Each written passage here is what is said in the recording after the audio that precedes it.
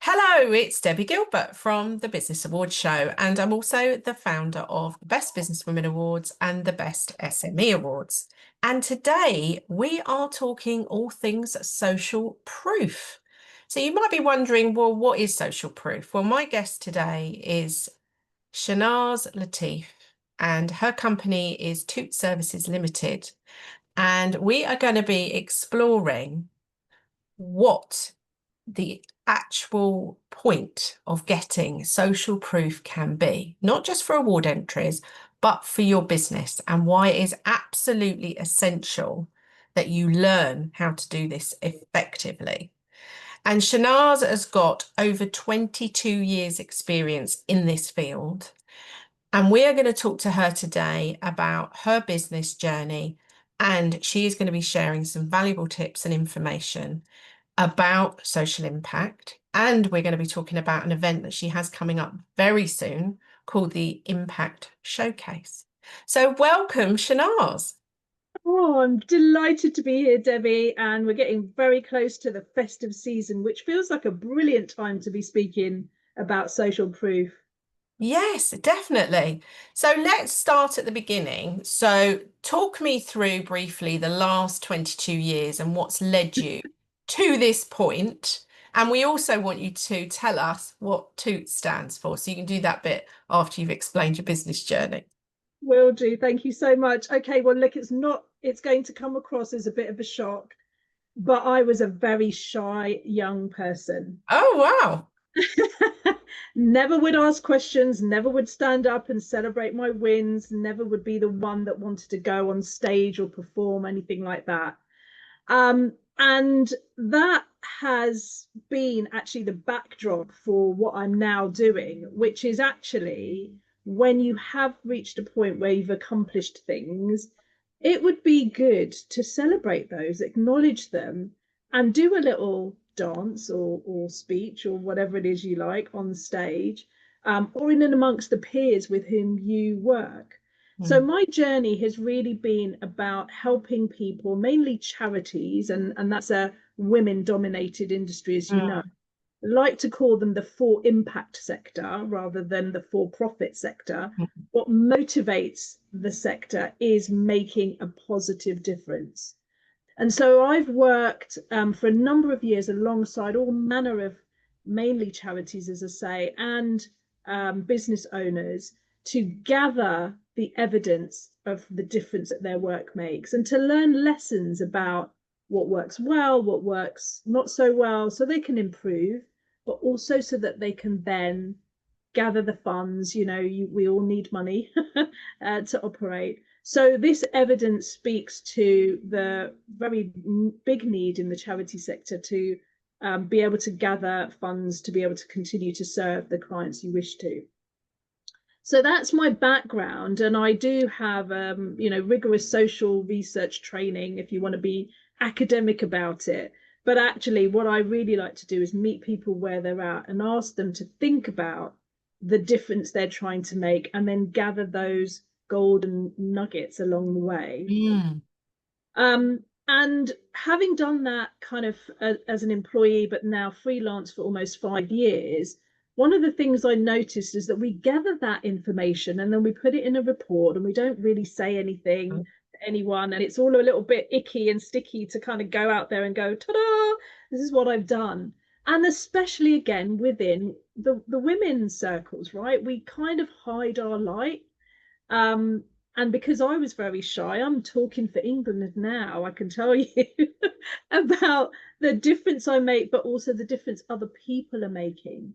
So Toot dropped in because we have that saying, toot your own horn. Like, when is it that you actually kind of blow your own trumpet, speak up and say, I did this, not on my own and not without a lot of work, etc. But this is the result of my work. So TOOT actually stands for tell others out there. Wow. I don't know where that came from. The best things happen when you're dreaming, sleeping in the shower, whatever. So I've made a business based on celebrating success. Which is amazing. I think it's great. Thank you. So talk me through how you work with your clients and what sort of things that you do. Yeah.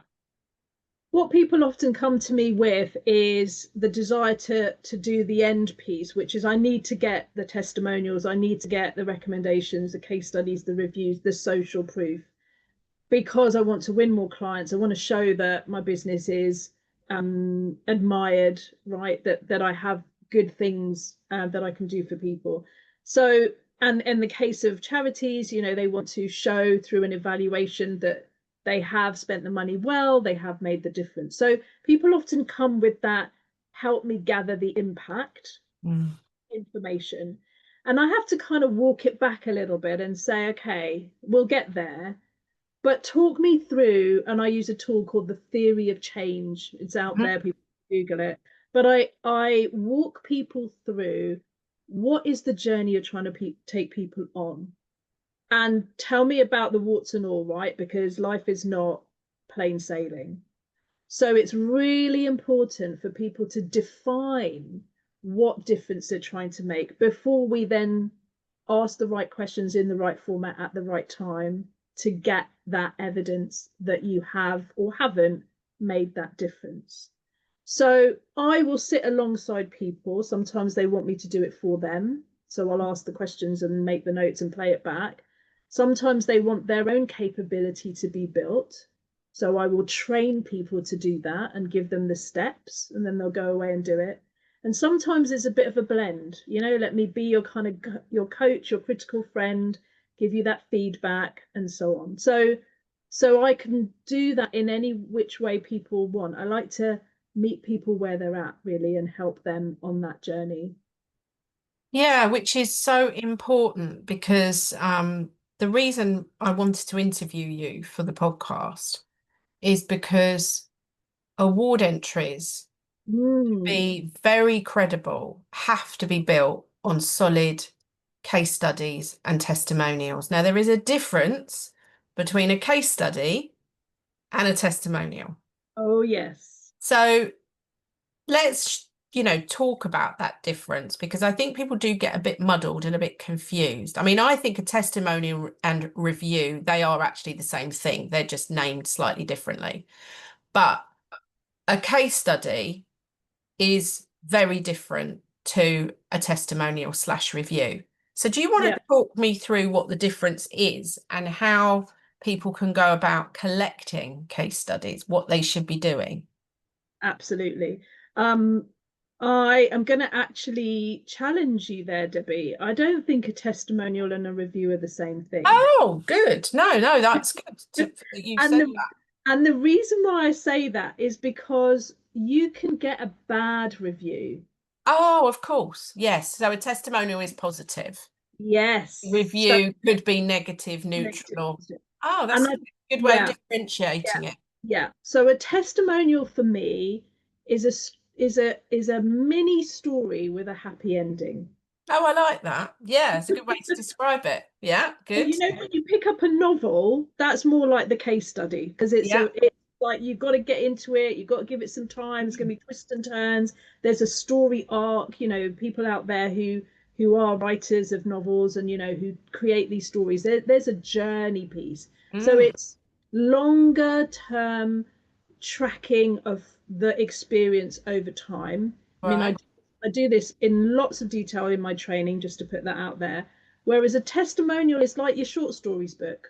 Mm, So I still want to see a bit of an arc in a testimonial because that builds a bit of trust. It won't necessarily have all gone swimmingly, but it's that journey that people can then identify and go, oh, she started here, then this happened, then that happened, and thankfully, all you know, we've got a great happy ending. But and we're more in control of mm, gathering that information than we are with a review.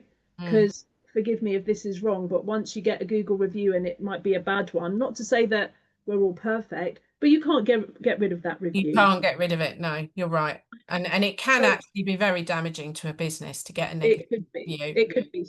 So I say be cautious Mm, in and my I pride myself on helping people ask the right questions at the right time in the right format for the piece of social proof they want. Mm, So if you want a review, that's different to if you want a testimonial, to yeah, if you want a case study. yeah, And actually, sometimes you don't know when one thing is going to turn into another. So yeah. therefore, you have to be asking questions. So yeah, my whole career has been about gather the outcomes, gather them along the way, because you won't know impact if you wait. Mhm. You can't wait. And I know a previous episode of a podcast you had hit with someone who was talking about evidence, this idea that we just collect at the end. No, don't wait till the end. No, you should be doing it as you do a piece of work or sell a product as you go along as part of your sales process. Yeah. Yes, Yeah. 100%. Right. So, what sort of things should be included in a case study? Because I see that Mm. very much as you almost interview a client about their experience of working with you and see it as a much more deep dive document. What's your thoughts on that? Yeah, 100%. It's deeper, it's longer term. It could also be about the ripple effects. So if Yes. I came, if Good. I came back to a client a year after I've been working with them, because I've left them with the system or the steps or whatever it is, or the product that's supposed to revolutionize their Yeah. their life, where are they 3, 6, 9, 12 months later? Mm, Now you have to be resourced to do that, which yeah. means you've got to have the time, got to have the money, got to have the bandwidth, you've got to have the questions.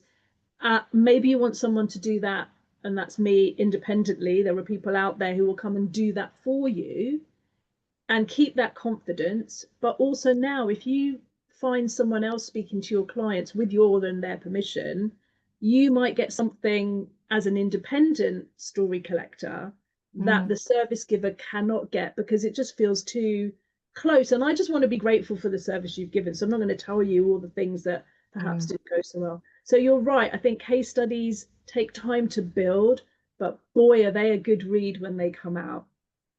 So, what I'm hearing actually is there is value in approaching clients a year later to actually say, okay, we worked together a year ago. Where are you now? Have you followed through perhaps with the tools and techniques I gave you or the product that I've given you? So it's quite good to maybe get a review or a testimonial at the time of the final Mhm. sale completion, and Mhm. then you go back a year later or 6 months, Yeah, depending on what you do. That's really, yeah, really good advice. yeah. Because, in all honesty, award entries have to be backed up by robust evidence. And now with the way that, you can gather reviews, testimonials on social media, so Mm, Google, Facebook, LinkedIn recommendations, and of course there's trade-only sites like Checker yeah. Trade and TripAdvisor, Trustpilot. That's it, Trustpilot. TripAdvisor is another one, of course. Um, so that's great for people who have a business where people are happy to share their experiences online. How do businesses who deal with sensitive topics where people are not necessarily going to want to put a review up, Mhm. how can they extract these kinds of reviews and case studies from people? What sort of approach would you suggest? Yeah, massively important. And I do a lot of that just to let you know. I've sat and listened to stories of people's experiences during COVID. I was part of the every Oh, right. Yeah. the Every Story Matters project that the government was carrying out, but given to a consultancy, and then I was part of the team to do that. So look, holding space for people who have had challenges, traumas, Mm, uh, who've done really deep work. And then we're just going, can you tell me the story of that? I mean, this is why I want to really also say, yes, it's evidence, but this is social proof, not mm. scientific proof, No, right? We're not in a lab no. with an experiment, we're with humans having an experience on the planet. And Mm, so I really, really recommend that you work on on the questions you're going to be asking and when you're going to be asking them, and mm, not necessarily doing them as a I need this evidence, but it's worked in, it's organic. to the process you're taking people through anyway. A lot of the evidence we gather can double up as testimonial or case study material if only we consciously ask those questions and create them in a bespoke manner that fits. This is why I get you to talk about what is your journey that you're taking people on. It's not, I can give you a question bank and you can pick, or we can sit and tailor those things so that you're asking the right questions for your client at a time that feels natural for you, and getting their consent to play the story back at the opportune time, and saying, we're gonna give you a different name, or we're gonna do something that's called actually now the phrase escapes me, but this idea that, oh, a composite case study.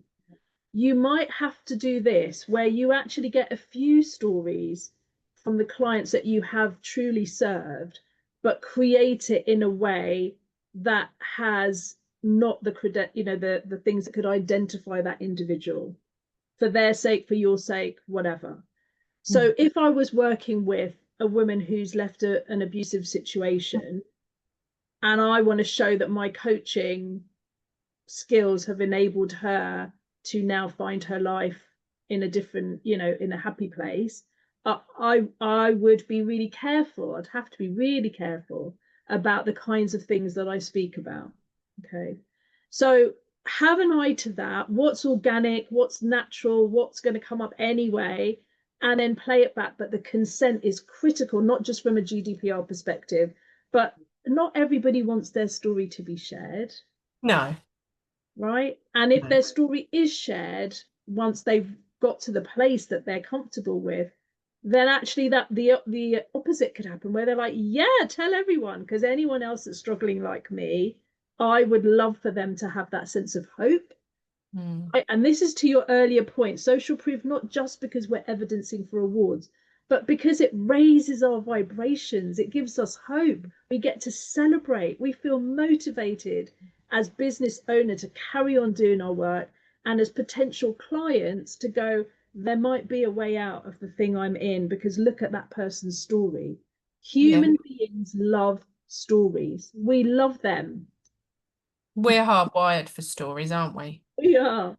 And it kind of brings me on to talk about the wording in social proof. So let's just call it social proof because it's an umbrella term for all of the different types of social proof that there is. One of the comments we get back from our judges when people submit their award entries and they add in their social proof, and they'll say things like, these reviews were very bland, they were very sort of generic, or the case studies really didn't demonstrate what the applicant had done with her client. We see people put things like, yeah, Miss Jones is excellent at what she does. That's it. Or I've had a great experience working with this business.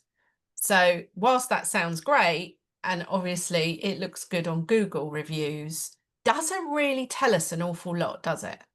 So would you agree that people need to extract the right kind of language out of their clients to get that feedback as in a more detailed format? 100%. My introduction to social proof, at the end of it, I gift people some questions to even tailor their LinkedIn recommendation request. Oh, brilliant. Right. So I'm going to keep that as a bit of a cliffhanger, if you don't mind. What I will say is, think through the values in your business as well as the service you're giving. Again, I have a guide that that works you through these things and really, really helps you to think about, what am I asking? What do I really want to know? What do I really want to hear? Okay. And so therefore, I mean, it's okay if you're doing things like Vinted to go, great buyer, great seller. Yeah, that's not enough for an award entry. Cool. But for an award, we're trying to showcase and tell stories of success. Therefore, we have to have, and again, I'll go back to, what is our theory of change? Not to say that everyone follows the steps, but and that it's a straight line. It's not, it's often circular or spiral or whatever it is. But what is the ideal path? And can I ask questions along the way? Because then I'm getting that richness and I'm inviting people to reflect on their experience of my product or my service, and that the story will then write itself. That's the beauty of it. If you're really clear on the journey you're taking people on and what you want them to feel at the end of purchasing the product or getting to the end of the 6-week program or whatever it is you're doing, if you're really clear, those questions will fall out. And if you want a space or a person to help you with that, that's the kind of thing I can do, which is tell me what you're asking right now. Even that feedback form, that online survey, can I tell you the number of times I've seen leading questions, right? So people will go, people will say things like, yeah, how happy are you with my service? Okay, so now you're assuming I'm happy. It's a great one. That is a great one to bring up. Yeah. How happy, I mean, there's a place for that, don't get me wrong, but maybe we could neutralize it a little bit and go, how would you rate my service? Yes, it's all about the way it's worded, isn't it, to get the results. Yeah. And I'm a little bit obsessed. People will call me pedantic, but I need to be, because this is all about our words are creating magic. They're spells. They're conveying the deepest heartfelt secrets that we might have.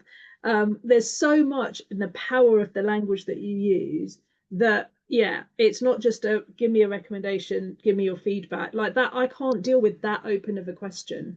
Give me a bit more guidance, but don't lead me. So there's a fine balance, right? There is a fine balance. So you obviously work with charities, big corporates as well. And do you work with solopreneurs and very small businesses? And how do you work with them? Yeah. So actually my career is mostly charities, corporates who have a social responsibility piece. But even within the charity sector, I mean, there's over 160,000 charities out there. So they could be Titchy Tiny, or they could be the Children in Needs or the Comic Reliefs of the world, right? With TOOT Services, I've made it my mission to work with solopreneurs and small businesses. Okay, brilliant. Because we are the ones, and I put myself in that category, and this is why, like you know, I have a lot of love for Athena, as the women's network that has held me through these last, I've been a member for 6 years now.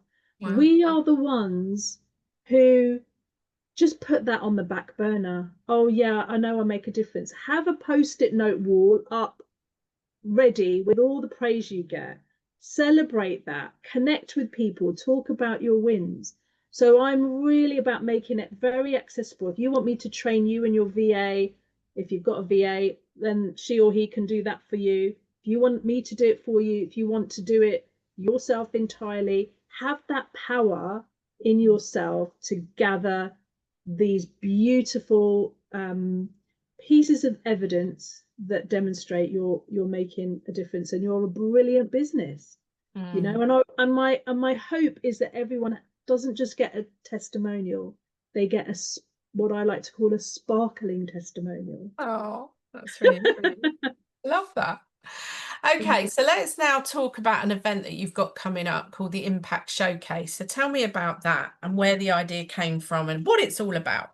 Yeah, thank you so much. The Impact Showcase is now in its 2nd year, the 3rd of December 2025, and it will repeat again on the 2nd of December 2026. So it's the first Wednesday in December. You run awards, Debbie, and there are plenty of them, I know. Not all great, because thanks to you, we can now know the ones that maybe are a little bit suspect.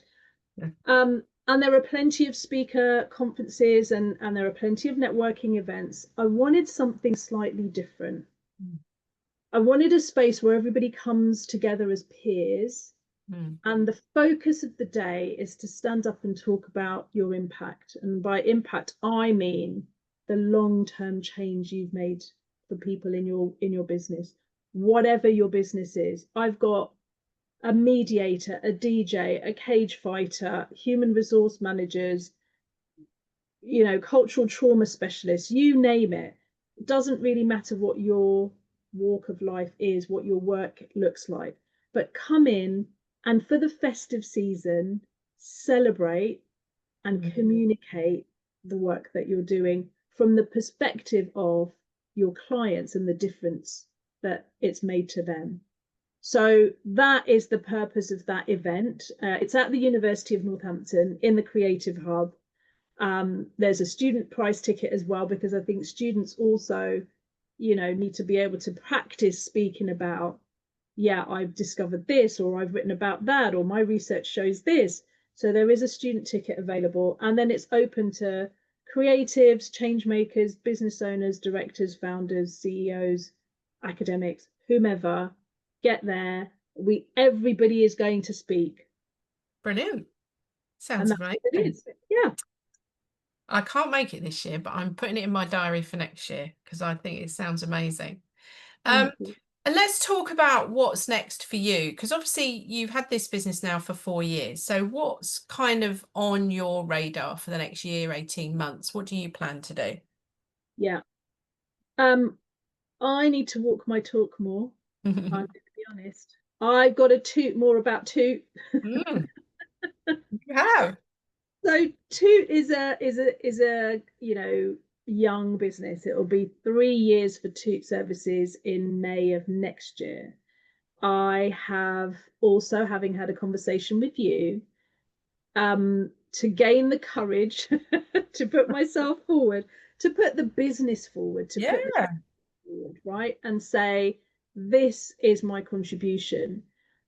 So my word for next year, I know probably it's a little bit early, you're supposed to do your word in December or January or whatever, but my word for 2026 is visibility. Oh, I love it. Yeah.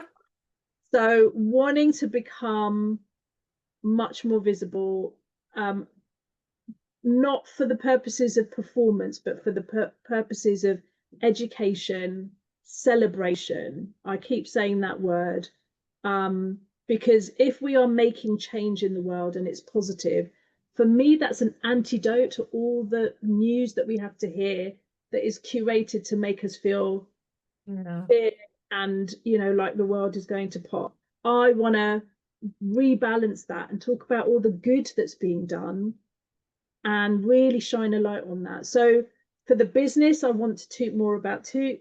For the showcase, I want that to be, sold out, and maybe even go on the road and do a few more regional events. So it's not just the end of the year.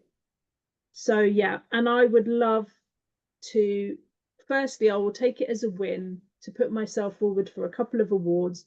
Whether or not those awards come my way is not the point. And I liked how you spoke about it in your very first episode, which is about doing a 360 on the business. Yeah, it's always the value. That is always the value. The review.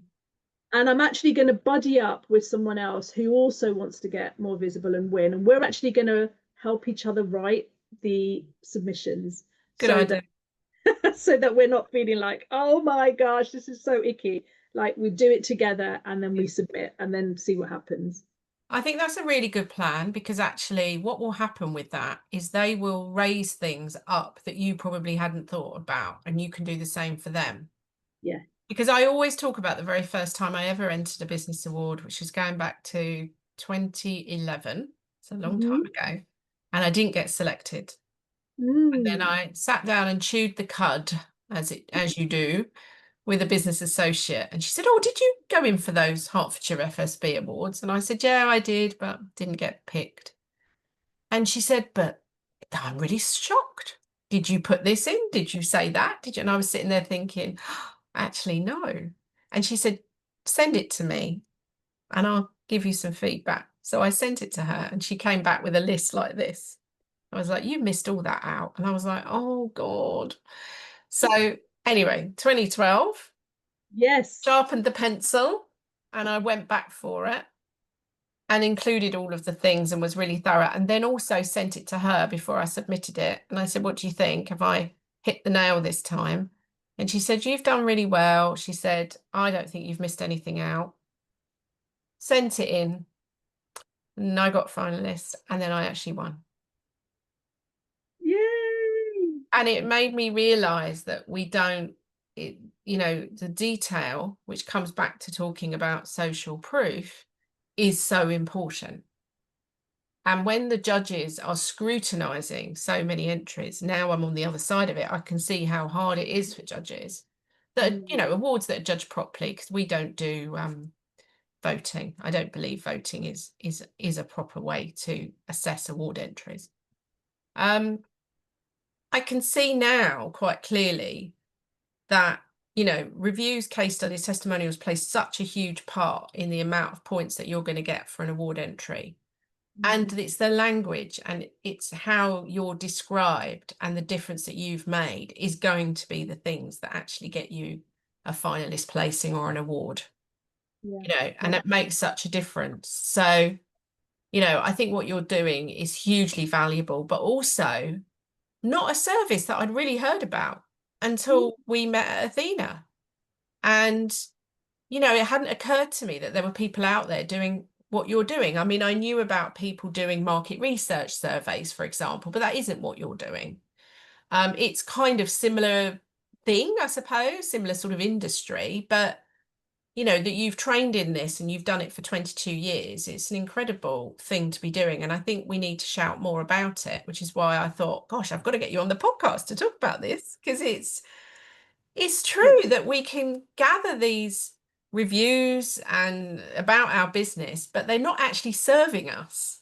And we need to make sure what we're getting, that work that we're doing, is serving us, so people like you can train somebody to do that. So this kind of brings me on to the last part of our conversation, which is around, what you've learned over the last few years and what advice would you give to another business owner about growing their business or working on their business. And it can be tailored towards what you do, or it can be something else, a learning that you've had in the last few years that you can pass on to others that will help them on their journey. Yes, thank you for that invitation. For me, it's a dance, it's a dialogue between you, the service provider or the product maker, the business owner, and the clients you're seeking to serve. And I speak about service because service and sales are interesting bedfellows. If you're motivated by impact, the money will also come. And that for me has been a massive discovery, because I can put all the plans in place to make the money, but actually if that's not infused with the joy of the delivering for the exchange of money, it just loses, for me, it loses value. So I'm motivated by impact. I'm motivated by making a positive difference. And if that's you too, which I think it is, at least you and many of your listeners, if you really ask yourself, what does that positive difference look like and feel like, then why would you not check in with people to see whether that has actually translated? So what I've learned is that I too, of course, have to ask. I too have to tailor the LinkedIn recommendation to go and have a look, to go and then go and ask people. But I've got a relationship with those people that I'm now utilizing for mine and their good. Because guess what? Because we've said we're hardwired for stories, we like telling our stories. We like talking about the experience we've had of someone's product or service. We actually like that if we're asked in a way that is respectful and that reflects the relationship we've got. So it all comes back to, how are you relating? What is the dance? What is the dialogue between you? And I will ask different people in different ways for the same information, but really tapping into what is my connection with them. And then you're very welcome to go and have a look. Anyone listening, on my LinkedIn recommendations. I know some people have got 100, Debbie. Some people have got 26, Shehnaaz. the number doesn't matter, but the No. quality of those, the Yeah. quality of those. And you know what? You can tell when someone's been smiling as they've been writing. Yeah. You can feel that love. You can feel the heart behind that.